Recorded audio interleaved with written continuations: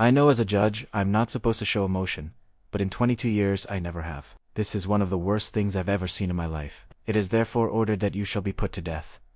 I have to keep God. Please, before I please, I love you. Applauses is 19-year-old Krista Pike. Seen here in a Tennessee court.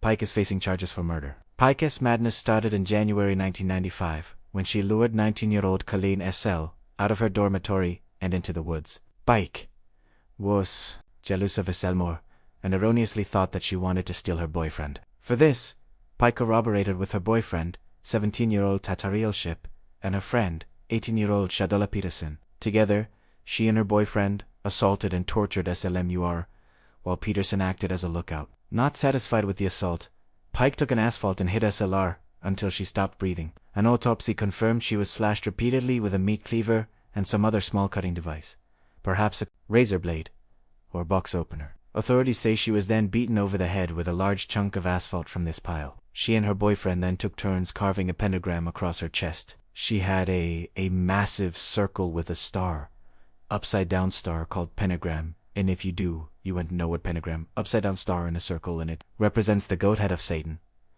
At first I thought they just scared the first one to jump, but everything changed. There was a Patreon that Komana-chan. Who did that? How do you tell my boys? It was a text. She then took a piece of her skull as a trophy. She had a piece of the skull wrapped up in a napkin in her coat pocket. That as a trophy, to show that that piece she had fit exactly as a piece of puzzle in the skull. The group then went back to their dormitory. But the next day her body was found and police swarmed the area. Following investigations, the teenagers were arrested. With everyone panicking about the murder and the pentagram on Slemmer, the police had to address the media. It did not involve a university student. It did not occur on the bike trail. It was not a random or a stranger-to-stranger incident. The motive of the crime appears to be love triangle. It appears that both of the females involved had been involved with the 17-year-old male. But it wasn't a love triangle. Esselmore was not interested in Pike's boyfriend. According to reports, Pike was just jealous. She readily admitted to luring SLM, "You are out to deal with her. I wanted to get her off campus, and I had every intention of fighting her." She revealed more grisly details of the crime. "Down there, 'cause she made me so mad and she was just going to leave, so I said, 'Shut up, I want to talk to you. I want you to talk to me.' I said, 'I just want to get out of this.' You know, it is harder to hurt somebody when they're re-talking to you and you have to see another person, and I told her, 'Shut up.' And she was still waiting. I said, 'Colleen, do you know who's going to see you?' And she was just talking like that, but I don't know what she was saying. During her trial, the defense pointed out that she had a rough and abusive childhood, and that must have influenced her actions. But Pike herself noted that she knew what she was doing. I knew exactly what I was doing. Everything that I did that night, I knew what I was doing. And I think I was taking things out on her that had happened to me years ago. In the end, Pike was found guilty on all counts and handed the death penalty. It is therefore ordered that you shall be put to death by electrocution prescribed by law, that you shall be transferred to custody of the warden at the Tennessee prison. And further, on the 12th day of January, 1997, your body shall be subjected to shock by a sufficient current of electricity. God have mercy on you." She couldn't stop her tears after she left the court. "Mister, can I please hold my mom before I go? Mr. B, please hold me to the doctor. Please hold. I love you. I love you. Love you." Pike's boyfriend, the man she supposedly went through all this for, was sentenced to a life sentence with the possibility of parole after 25 years. Peterson was handed a 6-year probation. Pike is still on death row. Krista Pike has tried on 3 separate occasions on both state and federal levels to get off of death row, but they've all failed. That's not stopping her and her legal team from giving it another try. Colleen's family says more than 25 years later, they're still looking for closure. Just when you thought you'd seen it all, another convict surpasses Krista Pike's wild behavior. Enter 23-year-old Pedro Spinoza, who's in a California court on murder charges. He needs the biggest punishment they can get.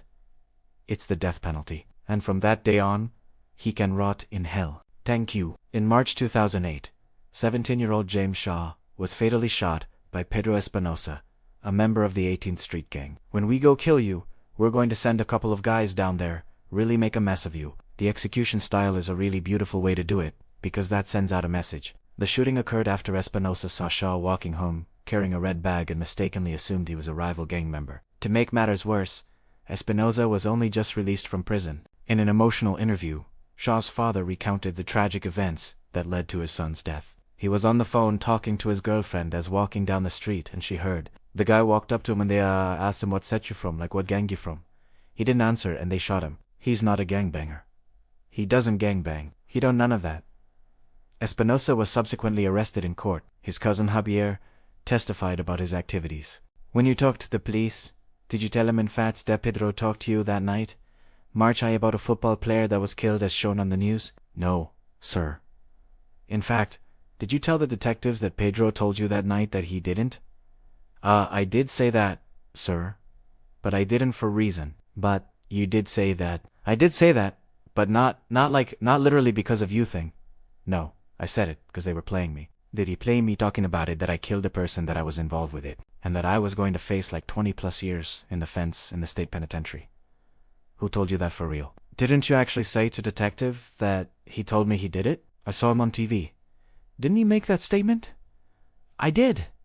I did. I did see it on TV before everything started. I heard about it even before, like before the police even came to my house. So I already knew what had happened to that student. The prosecution asked pointed questions about his previous statement to the police. Didn't he tell the police that told you I killed the Twinkie that night when you were watching it on the news? I did tell the police, but I've never told them. I've never told him I've seen it on TV. That was all lie. That was just like what I made up. Did you say during that same interview that he did it with a gun? That was the same thing I said. Specifically, he just told me he killed him. Didn't you say that? I did say that. After weeks of debates, Espinosa was found guilty. Before sentencing, Shaw's uncle and nephew spoke to him. In the days when I was growing up, it was basically you use your fist. You don't just go and kill somebody cold blood. It's the coward's way out. Shaw's parents also took the stand. The mother, a U.S. Army sergeant, made it clear that she couldn't forgive Espinosa's actions. Permit I find myself am not that strong of a Christian because I go on turn around and say, I forgive you for killing my son. You should thank God. If you have your family intact, and your kids, and you're loving them, and you're doing things, thank God for that, because there's people like that don't give a damn. Espinosa was promptly handed a death sentence. It is the judgment and sentence of this court that, for the crime of murder in the first degree are committed, under the special circumstance that the defendant intentionally killed Jamil Shatu. The defendant, Pedro Espinosa, shall be put to death within the walls of the California State Prison at San Quinton, in the matter prescribed by law upon a date to be fixed by this court in a warrant of execution, at which time and place you shall then put to death Pedro Espinosa, in the manner prescribed by law. The gang member is still awaiting his execution. However, shocking Pedro Espinosa's actions were, it doesn't compare to the actions of 29-year-old Marlon Joseph, who is facing charges for double murders in Florida. Son, I love you. You know I love you, but can you please just turn yourself in? You have to do this. In December 2017, Colada Crowell and her 11-year-old daughter, Kyra Ing, were fatally shot by Marlon Joseph. After tensions had risen between Kyra and Joseph's daughter, it all began with a text message. On the day of the murders, Joseph's daughter informed him about an incident with Kyra.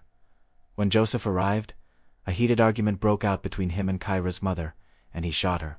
11-year-old Kyra tried to escape, but Joseph chased her down and shot her multiple times. He went into hiding for days, before finally being apprehended. The police find Joseph, apprehend him, and take him into custody. During sentencing, the judge spoke about the sheer terror 11-year-old Kyra must have felt. She had witnessed her mother being shot, and knew the killer was coming after her next. Joseph was sentenced to death following the jury's recommendation. Carla Lurice Joseph, you have not only forfeited your right to live among us, but under this law of the state of Florida, you have forfeited your right to live at all. Accordingly, it is hereby ordered and a judge has to count 1 for the first-degree murder of Colonel Marlon Luce. Joseph shall be delivered into the custody of the Florida Department of Corrections at the Florida State Prison. You shall be confined there until a date certain selected by the governor of the state of Florida, and on that date you shall be executed in a method provided by Florida law. Marlon Ruiz Joseph, may God have mercy on your soul. This court is now released. Joseph showed no signs of remorse for what he had done, and now waits on death row for his execution. But Marlon Joseph isn't alone in his crazy actions. However, it's nothing compared to the explosive actions of 18-year-old Michael Bargo, who's facing murder charges in Florida. 15-year-old is beaten, then shots have his body burned to get rid of any evidence. In 2011, Fargo and 4 of his friends lured 15-year-old Seth Jackson to a house in Summer. The group assaulted and battered Jackson. When he tried to escape, they dragged him back and continued their assault. A 15-year-old child knew he was being dragged back into a house and was going to die. Eventually, Bargo shot him multiple times at point-blank range. Said he hit him over the back of the head with a 2x4, and then they lifted him up, put him in a recliner, and then started basically talking trash to him, and then he said when he was tired of it. You know? He pulled out a gun, just shot him 3 times. The group then burned the body and disposed of the bones in a water-filled quarry. Fargo and 4 others beat and shot Jackson to death 8 years ago. The group burnt his body and disposed of it in paint buckets, which were dumped into a water-filled quarry. In court, Bargo denies any involvement despite multiple testimonies labeling him as the mastermind behind the murder. You really hurt your knee chasing Seth when he escaped out of the house, didn't you? No. Hell, absolutely not. Okay. Were you the one on the porch yelling? Get him then. I wasn't there when that happened. So, at some point on this walk, you told him, hey, I'm not helping you do this anymore. My knee hurts. I'm going to stop. Right? No. No. You just keep going. Ooh, yeah. I mean, what do you want me to tell you? That you stopped. You called the police. She didn't assist him. You didn't do any of those things. No. I carried a cinder block to the fence. They climbed over with it because you told them to. You testified on direct. You told them to throw the buckets over the cliff down the rock wall. They're going to do it. That'd be the way to do it. So, you were helping them out. You were taking cause advice. If you were going to be with them then, after you dispose of Seth's body after it's dumped in the quarry, you go to Publix, head some beer, and you start drinking. Yeah, it was pretty stressful. Alright. Kristen, you go to her house before you go to Stark. I did. You say you told her? Somebody got shot with a gun. Somebody got shot with my gun. With my gun. Okay. And your girlfriend of 1.5 years. Kristen misunderstood you and thought you said, I shot a kid.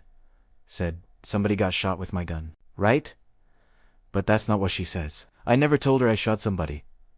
Okay? That's what I'm saying. She misunderstood what you said. Yeah, okay. Your girlfriend of 1.5 years mistook that. The prosecution brought Bargo's friends to testify to his involvement in the crime. Himself shot him in the yard. In the yard. Multiple times. He had drove him back in the house, placed him in the bathtub and had beat him some more and shot him twice in the face. He said that they had placed it in a sleeping bag and built a fire. Can I have a moment, please? But the defense claims that he was mentally sick during the crime. He was not taking any medication for any of the mental illnesses that he had been diagnosed with. Fortunately, their claim did not move the jury. We, the jury, unanimously find that defendant Michael Shane Vargo Jr. should be sentenced to death. Yes, in the end, he was handed the death penalty, and his group were all sentenced to life. But this wasn't the only time a teenager committed an atrocious crime. Take, for example, the case of Austin Myers, who was in an Ohio court for murder. They just killed one of my old friends in front of me, and he had a gun in his pocket and I didn't know after hearing him trying to sell me out. Make me like I did everything. How would I know about the safe? How would I know about the money? Why would I kill someone cold blood and they told me about it? In January 2014, Myers and his friend Timothy Mosley planned to rob the Back family. But when they saw that their friend Justin Back was around, they fatally stabbed him with Mosley, delivering the fatal injury. Myers is one of 2 men who strangled and stabbed 18-year-old Justin Back last January. The 2 friends had been planning the robbery for days, and had even bought a steel cable the previous day to eliminate anyone who would tamper with their plans. We have the video recordings where he's going and purchasing the murder weapon. You'd be hard-dressed to find a case where there was more prior calculation than what you had in this particular case. When their friends were interrogated, Myers denied everything and put the blame on Mosley, despite masterminding the whole plot. Tell me what happened from Monday night on what transpired that led up to this. So, we went back on Tuesday. And what was your intent when you went back to the house? Do the same thing I said before. You think you're going just to hang out? You didn't have any other intent of taking anything. No, I didn't have any intent of taking anything. You never asked him why this suddenly happened? I didn't want to try to talk about it because he just killed one of my old friends in front of me and he had a gun in his pocket. And I didn't know what a big idea but made it look like a runaway or something. We had ended up wrapping him up in a blanket, putting him in the trunk after put him behind a tree with the blanket on. They shot him twice. Mosley overheard his statements and got annoyed. He promptly told the detectives what they wanted to know and took a plea deal that involves testifying against Myers. After hearing him trying to sell me out, Make me like I did everything. How would I know about the safe? How would I know about the money? Why would I kill someone in cold blood? And he told me about it. What did he tell you? In a while. He told me about Justin's house and his stepdad. So, he has a safe. He keeps it cracked open and he has a gun and a lot of money. How much money did you think was going to be there? Austin said a good couple thousand. So we were thinking quick job, in and out. Boom. Must make some money. And then we came up with the plan of taking out Justin because in the way. So he's the brains of the guy. Pretty much I was following. You're the mussin'. Never felt like you hit bone or micro-tough. It just in and out. Really. I had enough time. Ipimera stabehim, whose idea was the septic enzymes. Austinized. We'd pull it on the body in order to decompose of the body fasting. The plan was choke him out. Couldn't clean no blood, right? I got him like right on the chin, okay? So I start to freak out. I'm just like, shit, this isn't going to plan. I don't know. It was too late to underscore. Take it back, right? So, not know what else to do. I pulled out my knife because it was right in my pocket. I had my cargo shorts on, and I saw stabbing him in the back. When Myers noticed that his plans were not working, he confessed. He says, "You're the one that pulled the trigger on the gun, and he's already dead." I mean, so all I want to know is, I want to know the truth. He says you shot him, and are you very convincing? Did you shoot the gun, or did he in court? Myers addressed the jury before they left to deliberate. I can only imagine the pain and loss felt by Mark and Sandy Cates, and by Jacob Back, Justin's brother. I have brothers and sisters myself. I can only imagine what it would be like to lose one of them. I'm sorry that this happened. Now, I know that doesn't bring Justin back, but I'm sorry. I wish I could go back in time and stop this before it even happened. But I can't. I hate for any family to go through such pain and suffering as this. To lose your son. I can't imagine to lose your brother. If you choose for me to die, it's only going to cause more pain and suffering for another family, not me. It won't hurt me. I won't feel anything. It's going to hurt more innocent people. If you kill me, it won't fix anything. It won't bring Justin back. It's only going to hurt more innocent people. I don't want to hurt people. I'm not asking you to spare my life so I can hurt anyone.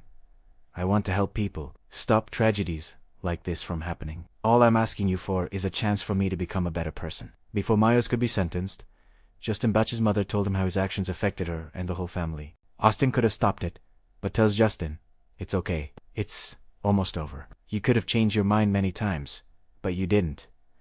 Especially when Justin was begging for his life. Justin's father also spoke directly to Myers. I'm not going to stand up here and tell you how much I hate you. That is, without question. I would just hope that every time you close your eyes at night, you see just my son, Justin. Before the judge could announce his sentence, Myers begged for his life. No, I've made a horrible mistake. I'm only 19 years old. I think there's a lot of good things I can do with my life if you allow me to keep my life. In the end, Myers couldn't escape his punishment. The defendant does not understand how precious life is. We therefore unanimously find the sentence of death be imposed upon Austin Myers. While Myers awaits execution, Mosley was sentenced to life imprisonment. However, Austin Myers wasn't the first teenager to do something incredibly cruel, like in the case of Dylan Roof, a South Carolina teenager who was in court for multiple murders. So, did you shoot him? Yes. Well, how gun did you use? Glock 45 in the summer of 2015. ROF quietly entered the Emmanuel African Methodist Episcopal Church, blending in with the attendees of a Bible study session. ROF accused of committing one of the deadliest attacks on a place of worship in United States history. At 8:00 p.m. Wednesday night, he enters a historic Mother Emanuel Church. Witnesses say he joined the prayer group, sitting with church members for nearly an hour. Once inside, Roof opened fire, fatally shooting 9 people, all after 21-year-old Dylan Roof allegedly opened fire in one of the most famous black churches in the South. Many of the victims killed grandparents in their 70s and 80s. The following day, Roof was apprehended and taken into custody. The suspect in Wednesday night's deadly church massacre now in custody. Roof's crime was motivated by racist ideologies, and the shooting caused so much uproar that President Obama had to address the nation. This took place in a black church. Obviously also raises questions about a dark part of our history. This is not the first time that black churches have been attacked. In the course of their investigations, police found his racist writings and a list of black churches he planned to attack. Prosecutors laid out his racially inflammatory writings, photos of the Confederate flag, and a potential hit list of other churches found in his car. During questioning, ROF admitted his crime. Went to that church in Charleston, and did you shoot him? Yes. Well, how gun did you use? A Glock 45. Roof showed just how much he didn't care with his worrying lack of remorse. I did it. You did what? I mean, I know it's tough sometimes to say it as, not that I do want to say it, because I do want to make myself seem guilty. I just don't really like saying, I know. Sometimes we have to face those things, the realities. What it exactly is that you did do. Well, did I kill him? Oh, well, I guess. I mean, I don't really know. So, you shoot him? Yes. During his trial, prosecutors proved that Ruff was a white supremacist. In the sick world of white supremacists, the number 8 has come to represent the 8th letter of the alphabet, H. So 88 means HH, and it refers to Heil Hitler, Nazi Germany's salute to the madman, Adolf Hitler. The number 88 was also emblazoned across a t-shirt worn by Dylan Rue. They also showed that he had scoped out the church beforehand and had even practiced his shooting skills. Jurors are getting to see this admitted racist and accused killer at target practice. Police say 22-year-old Dylan Roof recorded himself at home using the same .45 caliber Glock he's accused of using in the shootings at this historic black church. In the end, there was only one sentence for such a mindless act.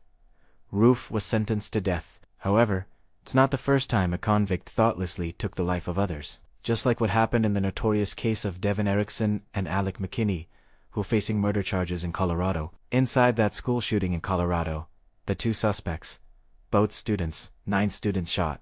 One of them killed as he rushed the gunman. Children from kindergarten to 12th grade inside that school. Their distraught parents waiting for word that they were safe. On the 7th of May 2019, 18-year-old Erickson and 16-year-old McKenna shot up a school in Douglas County. They injured 8 students and fatally shot 18-year-old Kendrick Castillo, a brave student who tried to stop the madness. His family telling reporters that Kendrick once said, if there was ever a school shooter, he wouldn't think twice about acting. Kendrick Castillo, along with his classmates Joshua Jones and Brendan Viley, displayed remarkable bravery by confronting Erickson as his gun jammed, effectively stopping the shooting. Complete disregard for his own safety. He was immediately there to respond. He was immediately on the shooter, and he was ready to end the threat. Brandon Molly, a Marine recruit, was on. Of the boys who lunged towards the shooter, there was fear. I still look back at it, and I still feel a bit of fear when I think back to it, but after that point, it is just doing what I thought I should do. With their help, officers rushed in and arrested them, with Erickson admitting that he was forced into doing the crime. The dramatic scenes show a race to stop the shooters. Here, Alec McKinney is seen on the ground and searched. Several bullets were found. Near the same time, another group of law enforcement officers enters. Meanwhile, Douglas County Sergeant Joe White was seen rescuing student Jerry Montoya, taking him out of the school. A video was played in court as a detective recorded a brief interview with Dion Erickson just after the shooting took place. How many shooters do you have? 2. There's 2. There's 2. Yeah. He was making me give him a bunch of stuff, and there's me. I was just supposed to watch the way he was going to let me live. In court, McKenna refuted the idea that he forced Erickson into the shooting. I believe we share equal responsibility for everything that happened. Why? No one tried to stop anyone. No one forced anyone into this. We were both mutually agreeing. Kind of the pushing point to going through with the plan we had talked about previously. During the sentencing hearing, Erickson's grandfather spoke in court. The Divan we knew was not the Divan you've heard about here today. He's a loving, caring, absolutely outstanding person. Mates, big mistake. Yes, but he's a great guy. The sister also talked about the brothers she remembered. First off, I do want to give my sincere condolences to the victims and their families. I truly know that Devin fully regrets what happened on that tragic day. The Devin I know has always had a very kind heart. He has only given me and my family the most caring love in the world. And I wish more than anything that this never happened. I know in my heart that this was not him. I love you forever, Devin, and I miss you every day. For the father, the whole incident was devastating. Like most people, I want to start out with apologies and sympathies to the people who are heavily, well, some very, very heavily impacted. Especially the Castillo family losing their son. I don't know how anybody can ever understand what that could be like. We would try to, but it's impossible to know what it's like to lose your son. Especially if it's your only son. I'm sure their hearts are ripped apart. And we heard that they still are We hope someday that they will be able to heal others. We all know that this was just a senseless tragedy, and we do hope though that somewhere in the future that they will be healed from this. He called the names of the injured students to remember them. I want to recognize each one by name because it is important to us that we recognize the people who are impacted by this. So I'll start with Lucas Albertoni, Stephen Bertoni, Jackson, Gregory, Mitchell, Kraus, Joshua Jones, Gerardo, Manantoya, Tomasial, and Alexander Watford. Those are the people that I do not know how they will ever forget what happened to them, and they'll have physical and emotional scars for this for the rest of their lives, and we're so sorry for that. Devin's mother also addressed the judge. I am so very sorry to Mr. and Mrs. Castillo for the loss of their son Kendrick. I am a parent, and I cannot begin to imagine the pain of losing a child. I know you both have holes in your hearts that will never, ever, ever be filled. And please know that we do care, and we have been praying for you both, as well as everyone else, since the beginning. In the end, Erickson was handed a life sentence without the possibility of parole. Mr. Erickson, I'm sure you know this. When a person is convicted of crimes like the ones that you committed, they are so serious that the sentence must be at least the midpoint of the presumptive range, not more than twice the maximum sentence. Many of these must run consecutive. Many may run consecutive. Everyone's pointed out, this is a life without parole sentence. So, you won't be completing this sentence, and when you do, you will not be committing criminal offenses. There's also no part of the sentence that I can impose that's going to repair the harm that you did that day, that's going to help these folks walk out of this courtroom and say, I feel better now.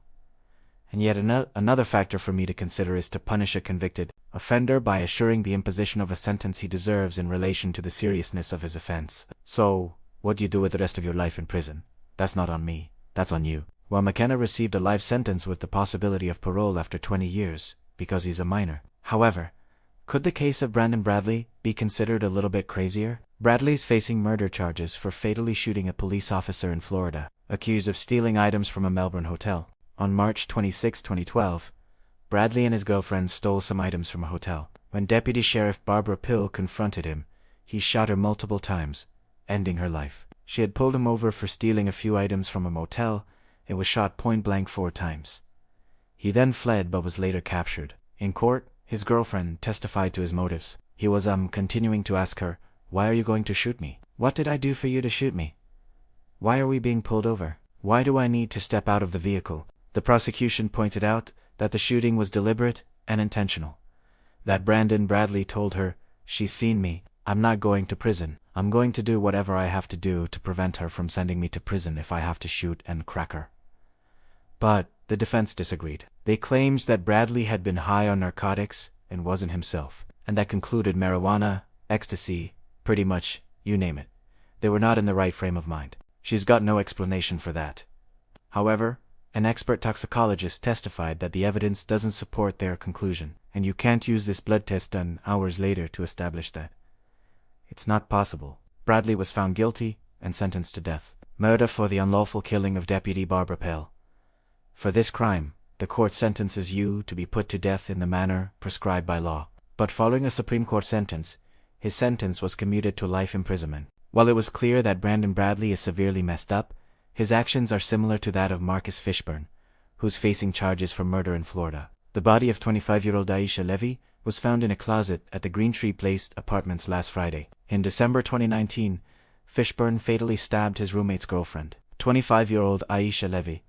Fishburne was staying with a friend and his girlfriend when he went crazy and attacked the girl. He then wrapped her body and hid it in the closet. 25-year-old Aisha Levy. She was dating his roommate, who discovered blood and bleach inside their Bay Meadows apartment last week. Police found her body wrapped in plastic in a container in the closet there. Cops arrested Fishburne at a Greyhound bus station downtown. Fishburne was recently arrested for attacking his own father, a dad in disbelief. He's not the type of person to just look at someone and just go off on them. It's like something had to go on that we don't know anything about.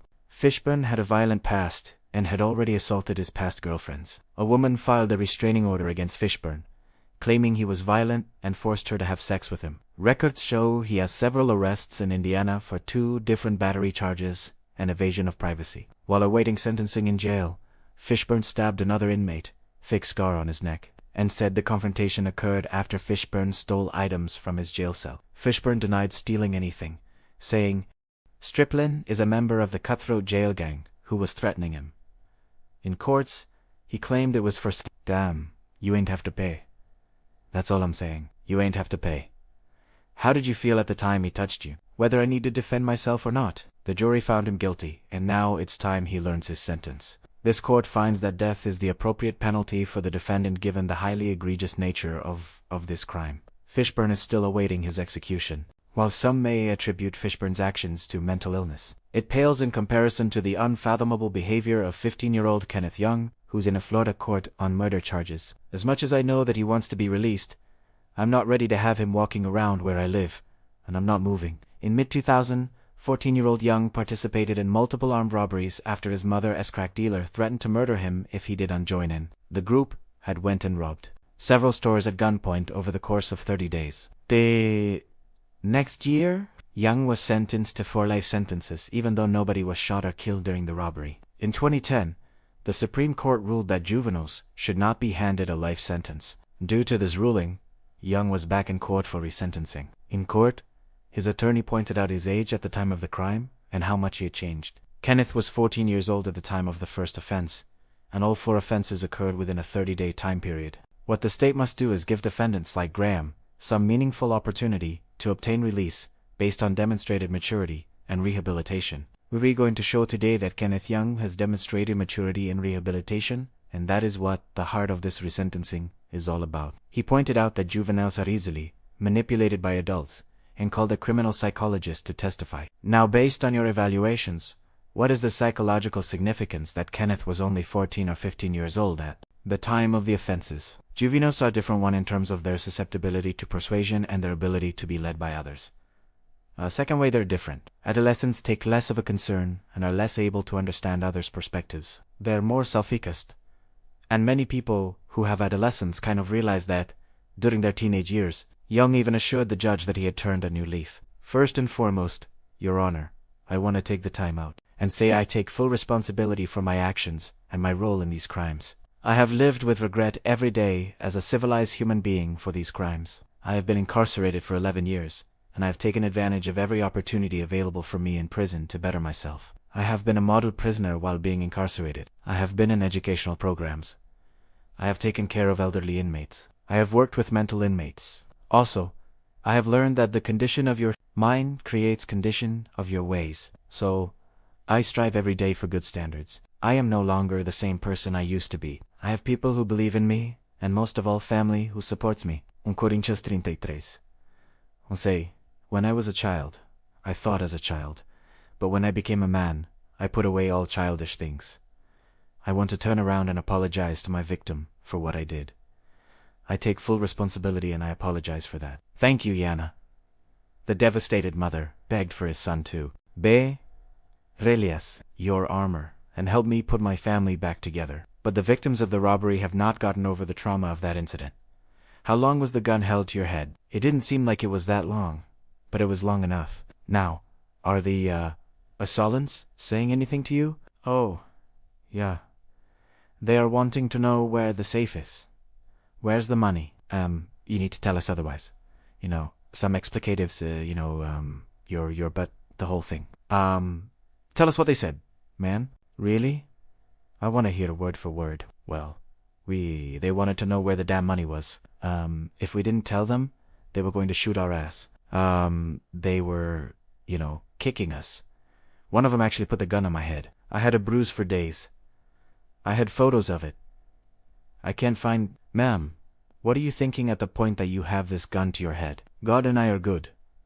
Well, I went through a checklist that fast. God and I are good. When they say your life flashes before your eyes, it does. As much as I know that he wants to be released, I'm not ready to have him walking around where I live, and I'm not moving. In the end, the judge re-sentenced him to 30 years. You will not get it, sir, because you do not deserve it. After a review, the sentence was reduced to 21 years. While Young's actions could certainly be dismissed as an effect of juvenile actions, the same can't be said for the case of Seth South, who is facing charges for double murder in Washington. South is accused of stabbing his 2 half-brothers to death inside their home in Spo on Wednesday. I give the answer now. Nobody. Music in October 2024. Sull called the police and reported that his brothers, 16-year-old Sebastia and 17-year-old Scotty, were dead. He readily admitted to killing them. The police eventually caught up with him as he was trying to escape. "Driver, show me your hands. Hands out the window. Keep your hands out the window. If you reach in that car, I'm going to shoot you. Do you understand me? Step out. Get on the ground. On the ground. On the ground. On the ground." In court, his attorney claimed he was mentally incompetent and should be in a hospital. Lawyers asked for a mental competency evaluation. The prosecution stating the 23-year-old was a risk to himself and others. The defendant, for the reason stated, is an extreme risk of murder to another brother that is at large in our community. As if to prove that he's mentally ill, he interrupted the judge. "I give the answer right now. What I'm going to do is I'm going to have the next nobody will disagree with me, and even turn to the legal court." Accomplished. During Thursday's court appearance, South attempted to make multiple comments. He even tried walking away before correction officers grabbed him, keeping him in place. Luckily, the officers restrained him. If found guilty, South will likely get the death penalty. Let's not forget the shocking incident involving Russell Burrell, who's facing murder charges in Rhode Island. "You took the life of our son, my grandson, for what? I don't desire revenge, but I do ask for justice and to impose the maximum penalty as the law allows." On a tragic day in July 2012, 16-year-old Burrell, without any provocation, fatally shot 3 people in a housing complex. He shot and killed 3 people in July of 2012 in Providence. 22-year-old Shamika Barros, her boyfriend, 23-year-old Michael Martin, and a friend of theirs, 22-year-old Damian Colleen. During the trial, the prosecution told the court how everything happened. Bullets fired by Russell Burrell struck and killed both Michael Martin and Damian Colleen, as Russell Burrell was firing at Mr. Martin and Mr. Colleen in the kitchen. Shamika Barros woke up from the couch in the living room. In a touching moment, one of the victim's grandmothers addressed Burrell. "You took the life of her son, my grandson, for what? You committed a horrible evil act, murdering 3 precious persons, resulting from your sick soul. I don't desire revenge, but I do ask for justice and to impose the maximum penalty as the law allows." The victim's mother also had some words for him. "Every day comes with the struggle of having to walk past his bedroom door. Another day that she'll pass without hearing his voice or seeing a smile that would light up a room. There's a void and a hole and an emptiness in my life that will never be filled." Carell received a life sentence.